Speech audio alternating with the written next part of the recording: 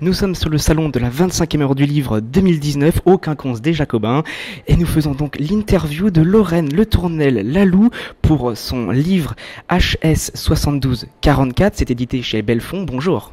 Bonjour. Alors d'abord, parlez-nous un petit peu de ce premier livre. Pour vous, c'est un premier roman. Oui, c'est ça, c'est un premier roman, un premier thriller. J'avais envie d'écrire sur un fait divers. Et donc du coup, j'ai trouvé celui-ci qui m'a vraiment interpellée. Et j'ai voulu développer une histoire autour de ça. On va parler aussi de l'origine de cette histoire. Mais vous êtes Mancelle d'origine, il faut aussi le préciser, puisqu'on est au Mans. Oui, c'est ça, Mancelle d'origine. Et quand vous venez sur un salon comme ça vous fait quelque chose de particulier ?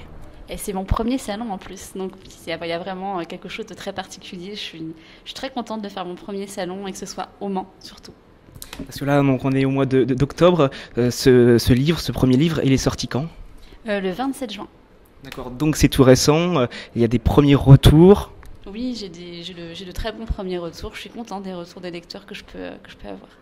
Rentrons sur ce livre, l'origine de cette idée, puisqu'on suit un personnage qui est enfermé dans une prison secrète, il subit des tortures.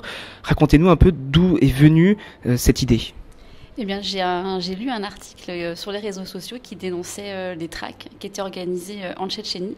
Et quand j'ai partagé sur mes réseaux sociaux, il y a beaucoup de mes amis qui m'ont dit « Mais non, c'est une fake news, c'est pas possible, pas en 2017 ». Et j'ai dit « Si, renseignez-vous, allez voir un petit peu plus loin, cherchez sur Internet. C'est quand même des journaux très réputés, très sérieux qui ont partagé l'information. Donc non, c'est pas une fake news ». Et puis après, quelques mois après, je me rendais compte que je continuais à penser à ces personnes-là en me disant que dans mon entourage, j'avais des personnes qui auraient pu être touchées par ces tracts. Et j'ai commencé à imaginer un couple de Français qui partiraient en vacances là-bas, qui n'auraient absolument aucune idée de ce qui pouvait se passer et qui se font traquer, arrêter, enlever et puis voilà.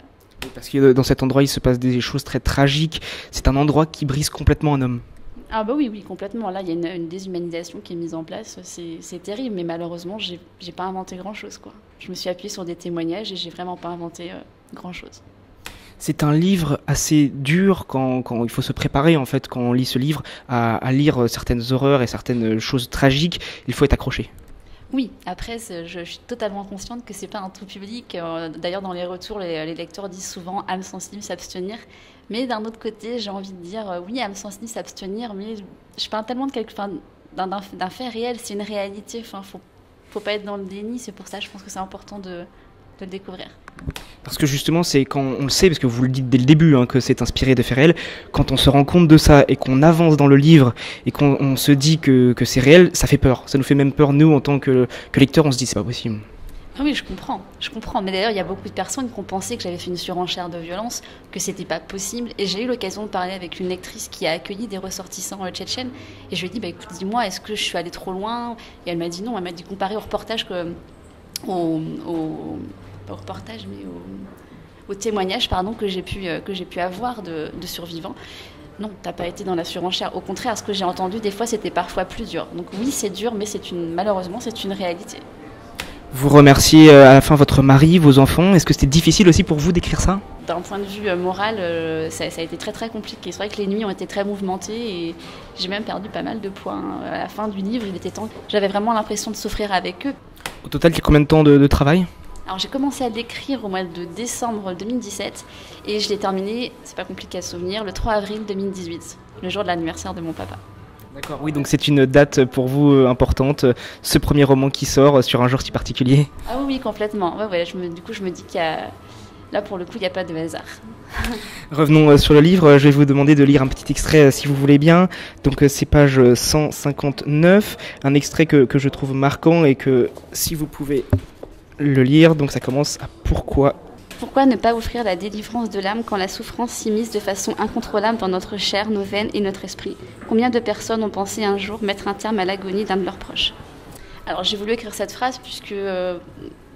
alors après c'est une idée personnelle, attention, mais je pense qu'on a tous le droit de mourir dans la dignité et que des fois il y a des conditions, surtout là dans la condition que mon personnage est en train de vivre.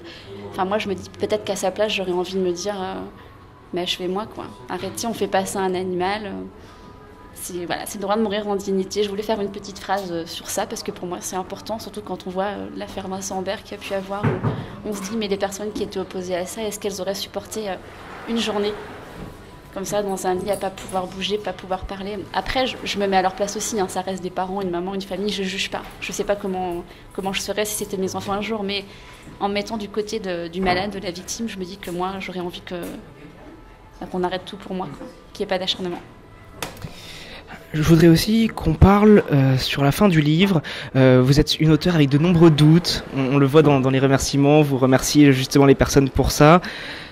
Est-ce que pour vous, ces doutes-là, qu'est-ce qu'ils représentent? Est-ce que c'est si difficile? Ah mais moi, j'ai aucune confiance en moi. Je le sais, j'ai beaucoup de doutes. Mais après, je pense aussi que c'est ma force parce que du coup, je m'en remets beaucoup en question et j'essaie de travailler au maximum et puis je reste à l'écoute des critiques qu'on peut me faire où on dit bah non, là ça va pas, tu t'es éloigné, ça va pas été. Mais ouais, après les doutes, oui, ça j'en ai. Même encore maintenant, quand j'ai une lectrice qui me dit j'attaque ton livre, je me dis j'espère qu'elle va aimer.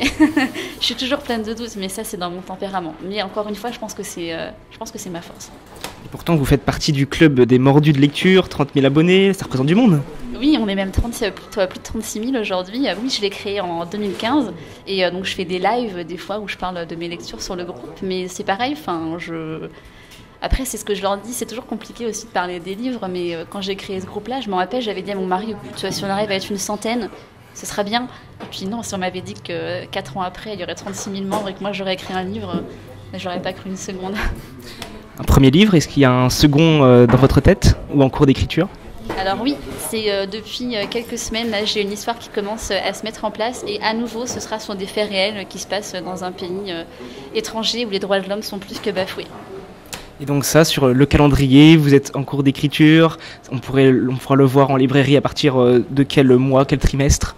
Alors pour l'instant, j'ai pas commencé à l'écrire puisque moi en fait je fonctionne comme ça. J'ai d'abord besoin de mettre mon histoire dans ma tête, mes personnages. Et une fois que j'ai tout, j'ai au moins mon début, je commence à écrire et après je me laisse embarquer.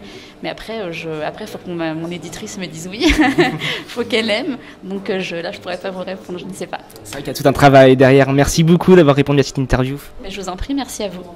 Et donc on incite forcément aussi nos auditeurs à lire ce livre HS 72 44 de Lorraine Le Tournel Laloux. C'est aux éditions Bellefond.